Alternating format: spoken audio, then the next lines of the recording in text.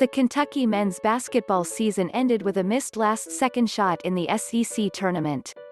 But things began spiraling downward for the Wildcats long before Thursday's disappointing 74-73 setback against Mississippi State that sealed their fate. No NCAA tournament this year. When the Bulldogs Iverson Molinar made 2 free throws with 7 seconds left, it assured the Wildcats, 9-16, will miss the NCAA tournament for the first time since 2013 and just the second in John Calipari's 12-year tenure in Lexington. We were a couple of wins away from being a team. Even with a bad record, we were right there, Calipari said of Kentucky's NCAA prospects. But at the end of the day, you've gotta win games and you've gotta be tough and you've got to play winning basketball. We were never able to get fully engaged in that.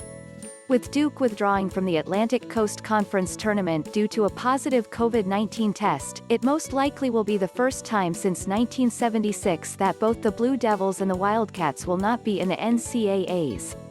Digesting the reality and enduring a losing season at college basketball's winningest program will make for a long offseason for the Wildcats.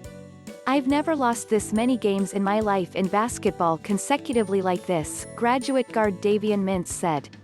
I know other guys on this roster haven't, either.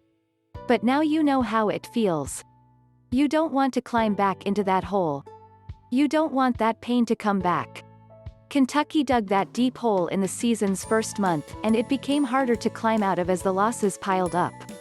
The Wildcats were able to string together a couple of 3-game winning streaks but still finished 7 games under 500 in the pandemic-shortened season.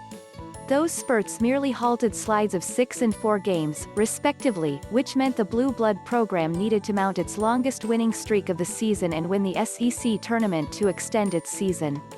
The last time Kentucky was out of the big dance was in 2013 after going 21-12, then it was promptly bounced from the NIT by Robert Morris in the first round. Don't look for the Wildcats in any postseason tourney this year. It's the program's first losing campaign since going 13-19 in 1988-89, one that approached historic proportions as Kentucky's worst since the 1926-27 squad began 1-8 on the way to a 3-13 ending. A 2020-21 opening game rout of neighboring Morehead State, which went on to win the Ohio Valley Conference tournament for an automatic NCAA bid, was followed by a 6-game losing streak that included a loss to rival Louisville. The Wildcats rebounded to win their first 3 SEC games, only to seesaw between a 4-game skid and 3-game winning streak. Developing chemistry took time for a team that returned just sophomore forward Keion Brooks Jr. and welcomed 10 new faces.